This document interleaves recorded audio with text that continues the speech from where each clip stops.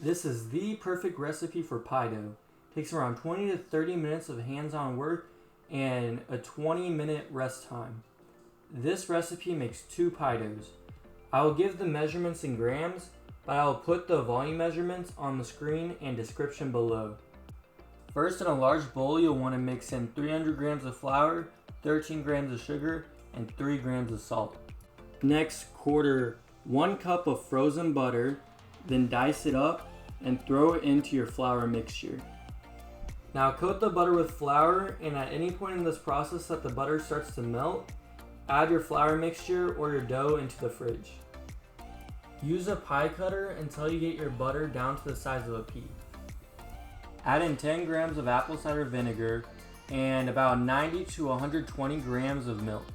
Adding the apple cider vinegar helps to promote flakiness. Slowly add the milk so the dough loosely comes together. You want the dough to be shaggy. Only add enough liquid just so it can hold itself together. If you work the dough too much, it'll be tough and not flaky. To produce flaky layers, what you want to do is fold your dough into thirds and roll it out 2 times. After working with the dough, place the dough in the fridge for at least 20 minutes to rest. I'll speed this part up. And because the dough started to stick to my rolling pin, I just added a little bit of flour to prevent that. Now that I finished this process, I'm just going to saran wrap it and it's going to go into my fridge.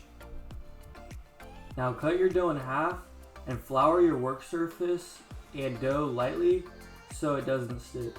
Roll it out until it's larger than your pie dish. The dough should be about 1/4 inch thick. Use your rolling pin to roll out the dough so you can drape it over the dish. Lift the excess dough up to help it reach the sides. Where there is a lot of excess dough, you can cut it off, but you'll want to leave an inch to overhang. Tuck the extra dough under itself and you can pinch the dough however you want. If you see any spots that may need some extra dough, you can patch it up with your excess dough. Now you can add your favorite pie filling and bake it. Next week I will post how to make apple pie filling. If you made it this far, I assumed you liked the video, so if you could, please support the channel by liking and subscribing. Thanks for watching.